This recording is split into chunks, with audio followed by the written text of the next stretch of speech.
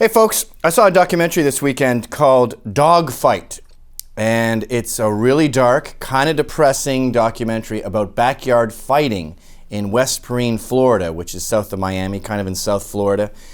Remarkably intense fighting going on, but it's in the hood where people die all the time. And this dude named Dada 5000, who was a bodyguard for Kimbo Slice, was trying to start his own league. And the mentality wasn't just him trying to get rich and him exploiting these poor bastards. It was these poor bastards trying to get away from gun violence and saying, let's stop settling stuff with guns, let's settle it in the ring and make money doing it. Great idea, great entrepreneurial spirit. Unfortunately, the authorities, who were white, decided that this is too dangerous because they could die. And the law states that hosting backyard fights is a felony. And also, if someone dies in the ring, then the fighter who killed him is responsible and the guy who organized the fight is responsible. Now, I understand this law. This law is made for middle-class white kids going, oh, put your dukes up, Roger, you slimy gent. Oh, there's no physicians around. But in a world where people are dying every day, it's okay to start a new business where less people are dying. And in the course of the documentary, one of the fighters does die, but he doesn't die in the ring, he gets shot in the back of the head. What you have to understand about laws in a culture is black people are different than white people. Poor people are different than rich people. Equality is a myth. Yes, laws should be the same across the board, but we have judges and we have to somehow figure out a way to adapt to different environments. Now, this reminds me of a guy I've had on my old free speech podcast named Gavin McInnes. He is a gay gentleman who's quite old now. By old, I mean younger than me. But when he was 19, a 14-year-old gay solicited him, basically stalked him, and all but begged to perform fellatio upon the gentleman. I'm trying to phrase this in the cleanest way possible. This is not how I talk in a bar.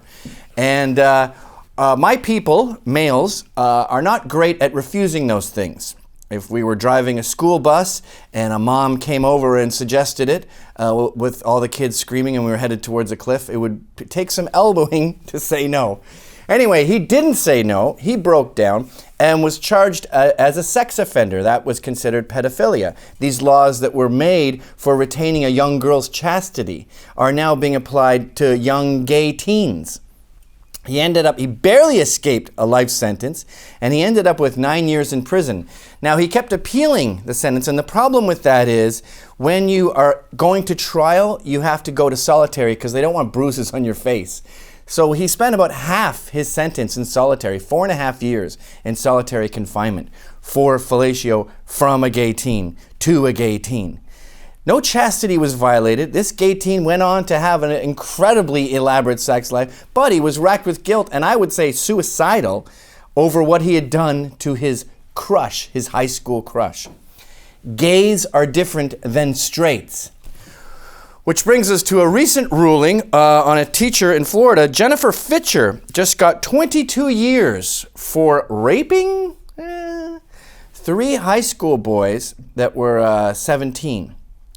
The mother in the case talked about how she could see her son losing her son. He was changing before her very eyes.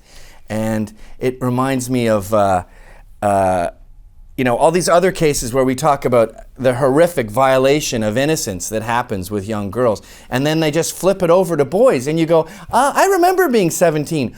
We were so obsessed with tits. It was like being haunted by a tit ghost. It was always just, I remember praying to God saying, please make me think about sex less. Please, I want to have a normal life.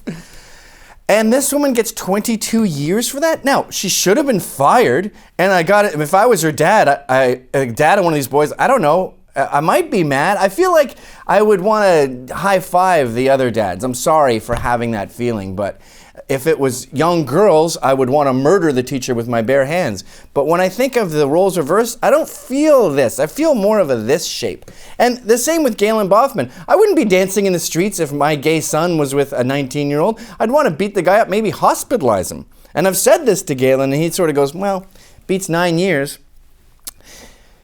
What was her name? Carla Homolka? Yeah. She got 12 years for murdering her sister Tammy with her boyfriend, torturing her and raping her, murdering her. That's 12 years, yet a crazy woman fulfilling young teenage boys' fantasies gets 22 years. Again, the myth of equality is creating this crazy world where 17-year-old boys are victims of hot young teachers.